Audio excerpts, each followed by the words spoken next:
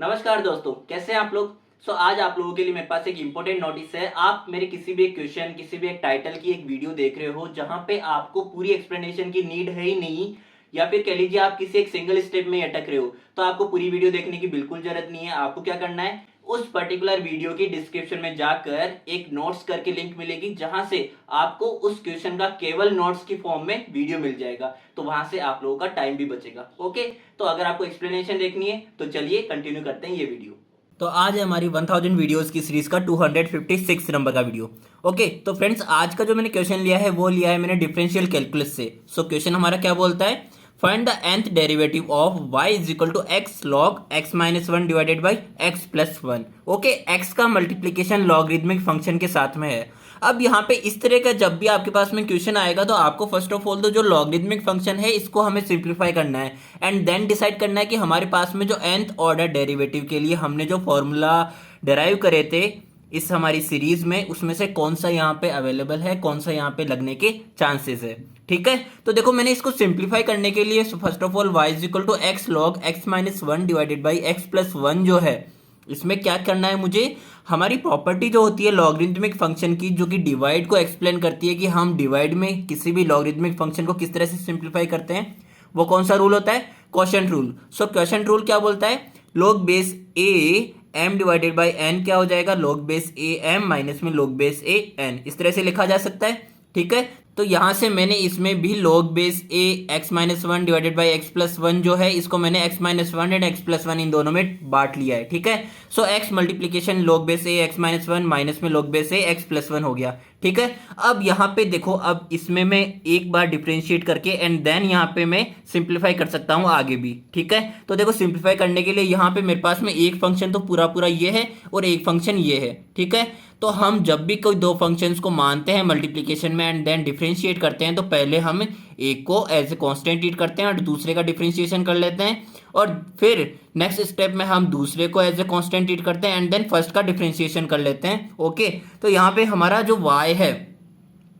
y का differentiation with respect to x हो रहा है, it means one time differentiation, तो मेरे पास में y का क्या हो जाएगा y1 एंड देन x को हमने एज ए कांस्टेंट ट्रीट किया है, देन हमने अंदर वाले फंक्शन का डिफरेंशिएशन कर लिया है विद रेस्पेक्ट टू x। तो यहाँ पे log x माइनस वन है, तो यहाँ पे वन अपॉन में x माइनस वन हो जाएगा, एंड जो हमारा फंक्शन है इस फंक्शन का भी अगेन हम जब x के रेस्पेक्ट में करेंगे तो देखो यहाँ पे x का तो वन हो जाएगा एंड देन जो कांस्टेंट टर्म है उसका जीरो हो जाएगा, तो यही आएगा मेरे पास फाइनली भी, जो मैंने डायरेक्टली लिख दिया यहाँ पे। ठीक है, माइनस में अगेन हमारे पास में जो log में फंक्शन है ये फंक्शन चला जाएगा डिवाइड में and then x plus one का हमारे पास x के रेस्पेक्ट में वन रह जाएगा। ठीक है, अब देखिए, अब हमें नेक्स्ट टर्म में क्या करना है, इसको एज ए कांस्टेंट ट्रीट करना है और जो हमारा फर्स्ट फंक्शन था इस फंक्शन का हमें x के रेस्पेक्ट में डिफरेंशिएशन कर देना है। ठीक है, तो यहाँ पे x का x के रेस्पेक्ट में वन ही होता है, तो ये वन है, और हमारा जो सेकंड फंक्शन था उसको एज ए कांस्टेंट ट्रीट किया था तो ये ऐसे रह गया। ओके, यहाँ तक तो किसी को कोई दिक्कत नहीं होनी चाहिए। ठीक है, तो देखो अब मैंने क्या किया है, x को अंदर मल्टीप्लाई कर लिया है, तो मेरे पास में x आ जाएगा इन दोनों के न्यूमरेटर में। तो यहाँ पे जब मेरे पास में न्यूमरेटर में आ गया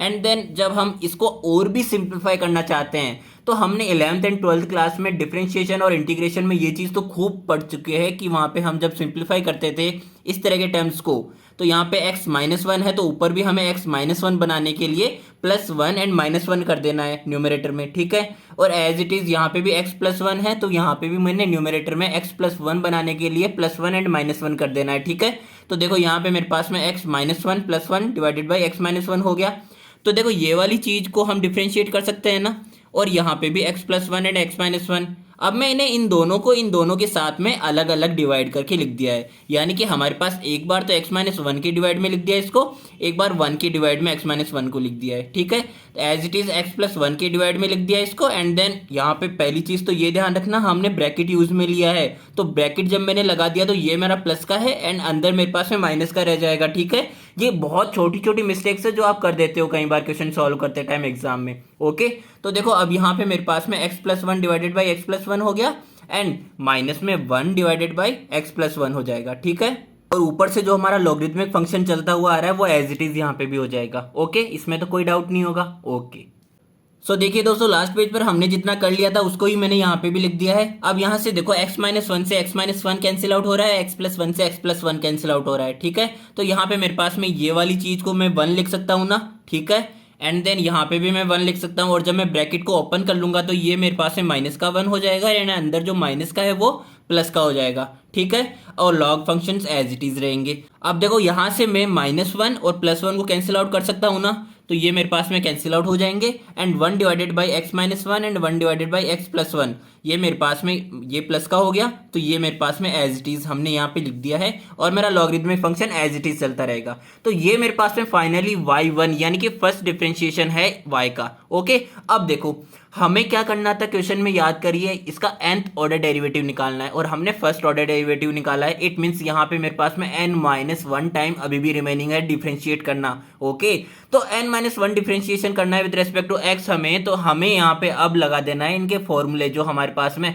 nth ऑर्डर डेरिवेटिव के लिए हमने फॉर्मूले पढ़े थे। देखो सबसे पहले तो हमारे पास में हमने ये जो हमारे पास फंक्शन था इसको हमने 1 अपॉन में ax प्लस 1 की फॉर्म में कन्वर्ट कर लिया है, या फिर आप ये कह सकते हो कि 1 अपॉन में ax प्लस b की फॉर्म में हमने इसको कन्वर्ट कर लिया है। और इसको अगर मैं देखना चाहूँ वाइड रेंज में तो ये log of ax plus b की फॉर्म में कह सकता हूँ। अब देखो यहाँ पे हमने इन दोनों ही स्टैंडर्ड फॉर्म के nth ऑर्डर डेरिवेटिव डिस्कस करे थे, जो कि हमारे पास में फॉर्मूले निकल के आए थे। वो फॉर्मूले क्या कहते हैं कि जब हमारे पास nth ऑर्डर डेरिवेटिव निकालेंगे 1 अपॉन में ax प्लस b का, तो मेरे पास में आएगा -1 to the power n, and जो हमारी पावर है यानी कि nth ऑर्डर डेरिवेटिव है तो पावर n है, और उसी का हमारे पास फैक्टोरियल हो जाएगा, एंड a जो कि हमारे पास x का कोफिशिएंट है इसकी power n, and ax plus b की होल पावर हो जाएगी n प्लस 1। अब इसका अगर आपको प्रूफ भी देखना है तो आप टैब से क्लिक करके हमारी वो वीडियो भी देख सकते हो, ठीक है। ये हमारे पास रिजल्ट किस तरह से आया है। As it is log of ax plus b का nth ऑर्डर डेरिवेटिव हमारे पास में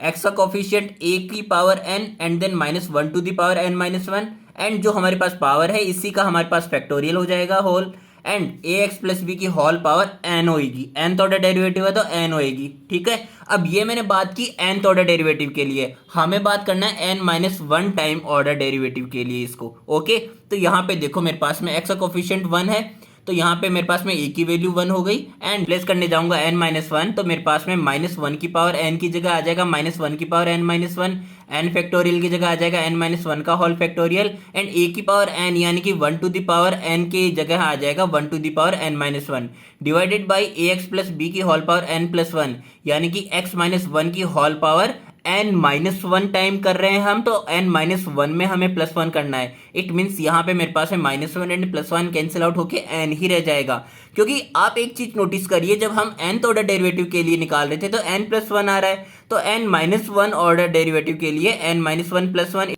इट मीन्स n ही आएगा ना, ठीक है। तो यहाँ पे देखिए ये आ जाएगा इसके लिए।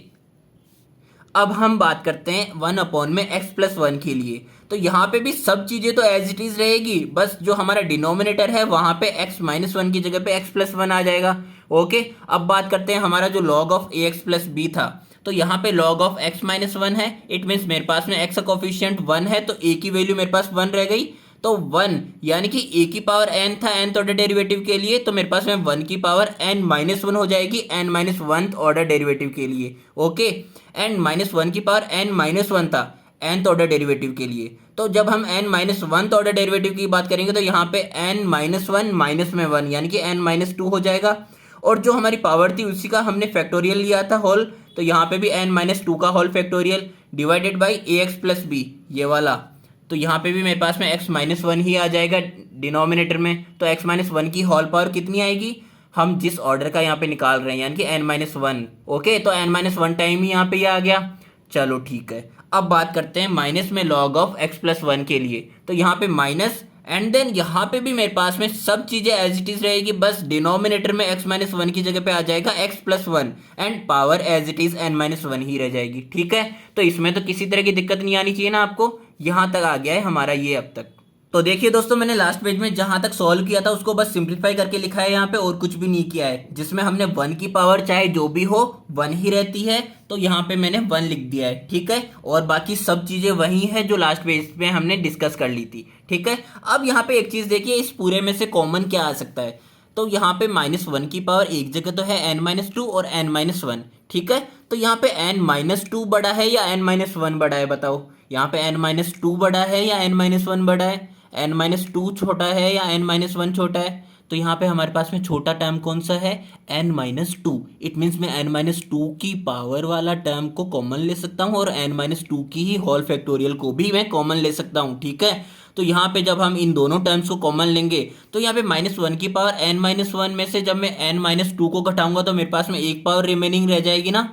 तो यहाँ पे मेरे पास में -1 रह गया एंड n-1 का 1 पावर रह गया एंड n-1 रह गया यहाँ पे रिमेनिंग, ठीक है। और डिवाइड में x-1 to the whole power n as it is रह जाएगा और यहाँ पे मेरे पास में x+1 की होल पावर n रह जाएगा और बाकी की सारी टर्म्स एज इट इज इसकी तरह ही, ठीक है। अब यहाँ से देखो मेरे पास में ये वाला भी पूरा पूरा कॉमन आ गया और ये वाला भी पूरा पूरा कॉमन आ गया और x-1 की होल पावर n-1 है। इट मीन्स यहाँ पे इन दोनों को मैं अलग अलग करना चाहूँ तो मैं x-1 की होल पावर -1 को पलट के ऊपर ले जाऊंगा तो इसकी पावर जो -1 थी वो +1 रह जाएगी ना। तो यहाँ पे मेरे पास ऊपर रह जाएगा x-1 डिवाइडेड बाई x-1 की होल पावर n, ठीक है। और यहाँ पे भी मेरे पास में x+1 की होल पावर n-1 है तो ये -1 वाली जो पावर है ये पलट के ऊपर न्यूमरेटर में जाएगी तो मेरे पास में ये प्लस की रह जाएगी तो x+1 आ जाएगा डिवाइडेड बाई x+1 की होल पावर n, ठीक है। अब देखो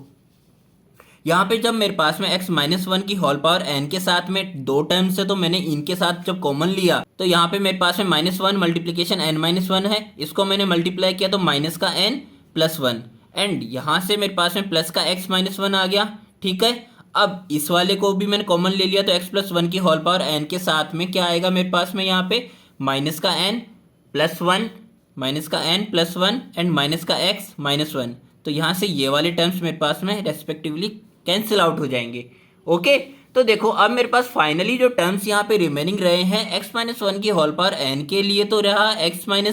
एंड x+1 की होल पावर n के लिए रहा -x-n। यानी कि यहाँ से मैं माइनस को बाहर ले लूँ कॉमन तो यहाँ पे x+n रह जाएगा ना, तो x+n डिवाइडेड बाई x+1 की होल पावर n, ओके। और बाहर मेरे पास में जो कॉमन हमने लिया था x-1 to the power n-2 and n-2 का होल फैक्टोरियल ये मेरे पास एज इट इज चलता रहेगा, ठीक है। तो दोस्तों ये था हमारा आज का वीडियो, मिलते हैं हमारे नेक्स्ट वीडियो में। थैंक यू सो मच देखने के लिए।